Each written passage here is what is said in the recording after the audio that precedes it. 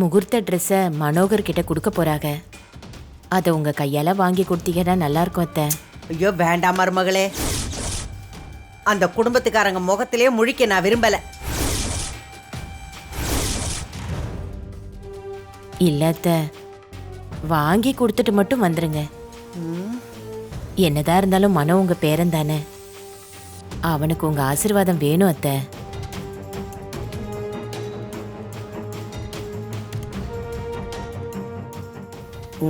சரி வரேன்.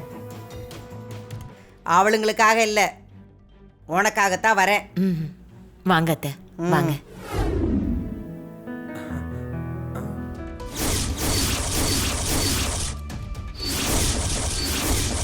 டே ஜீவா, எங்கடா போன? கண்ணிலே பட மாட்டேங்கிற. ஆமா, இங்க தனியா உட்காந்து என்ன பண்ற? எனக்கு ட்ரெஸ் மாத்திட்டு வர சொல்லிருக்காங்க, அதனாலதான் வந்தேன். ஏய் சீக்கிரம் ரெடி ஆகுடா, டைம் ஆகுதுல, முகூர்த்தத்துக்கு வேற நேரம் ஆகுதுல. எதுக்கு? டேய் எதுக்குண்ணா? கல்யாணத்துக்கு தான்டா. கேக்குறல்ல, அகிலா யாரா? இதோ உன் முகமே காட்டி கொடுத்தே. உனக்கு அவளை தெரிஞ்சிருக்க. எப்படி தெரியாம இருக்கும்? உன் பொண்டாட்டியாச்சே. ஒரு கல்யாணம் பண்ணி புள்ளையும் பெத்து ஈரோட்ல ஒரு வீடு எடுத்து அவ கூட வாழ்ந்துட்டு இருக்க.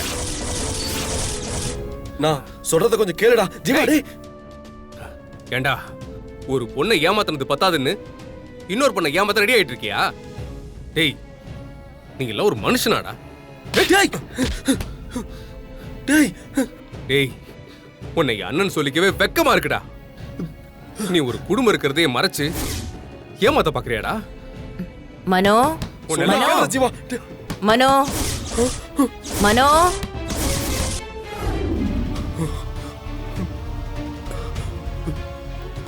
எல்லாம் என் தலை விதிடா.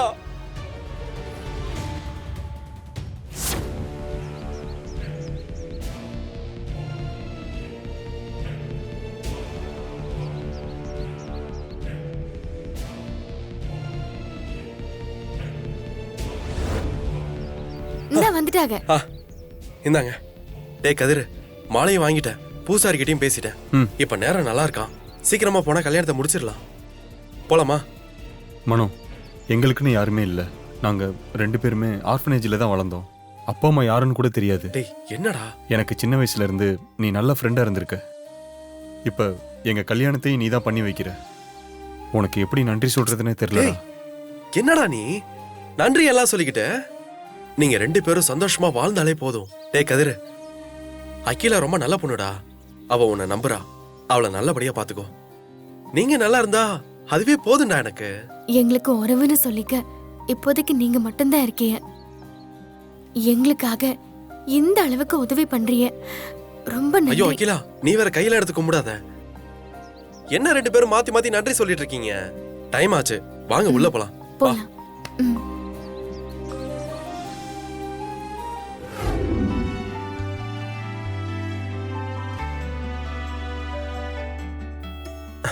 வாழ்த்துக்கள்ரா. ஹாப்பி மேரிட் லைஃப் டா. Happy married life. Thank you. சாமி இந்தாங்க. வாடா போலாம். வாங்க.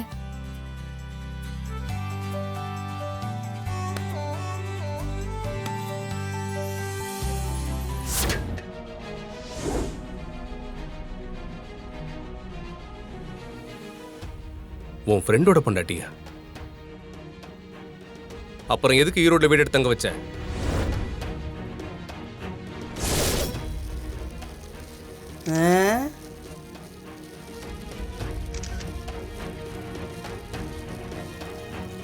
ஓம் மகாலட்சுமி நமஹ. ஓம். என்ன இது நேரம் என்ன ஆகுது? நிதானமா ஓமம் வளர்த்துக்கிட்டு இருக்கிய? எல்லா மந்திரமும் சொல்லுங்க. இதோ முடிஞ்சிடுச்சுமா. நான் போய் வர சொல்றேன். ஆகட்டும் ஆகட்டும். அப்படியே பொண்ணு மாப்பிள்ளைய வர சொல்லுங்க. ஆகட்டும்.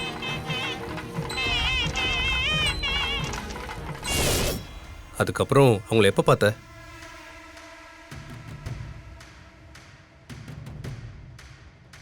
ஒன்றரை வருஷம் கழிச்சு அதே கோவில்ல.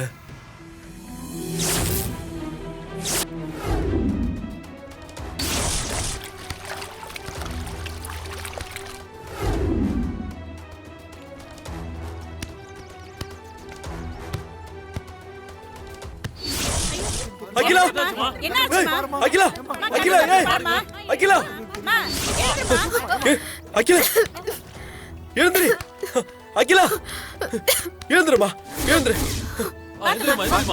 எழுந்திரு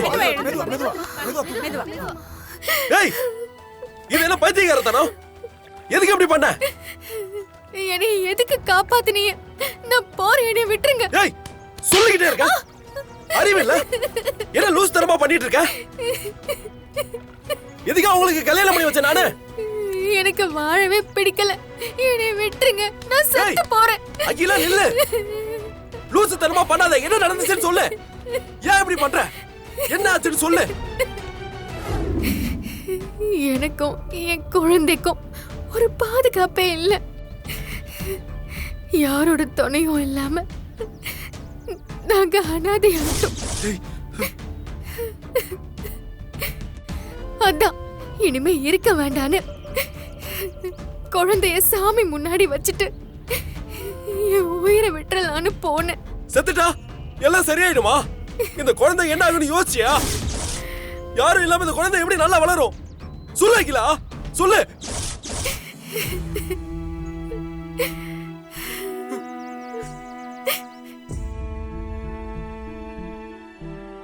அந்த கதிர் பையன் ரொம்ப நல்லவன்னு நினைச்சேன் அவன் இப்படி செய்வான்னு கொஞ்சம் கூட யோசிக்கல நான் தான் உங்களுக்கு கல்யாணம் வேற பண்ணி வச்சேன் 2 பேரும் எங்கேயோ சந்தோஷமா வாழ்ந்துட்டு இருக்கீங்கன்னு நினைச்சேன்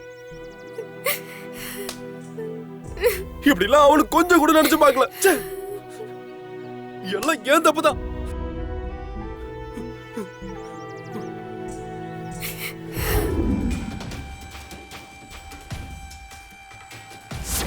நான் தேடுற மண்டபத்துல கல்யாணம் நடக்க போறது என் புருஷனுக்குங்க. என்னை ஏமாத்திட்டு வேற ஒரு பொண்ணை கல்யாணம் பண்ணிக்க போறாங்க.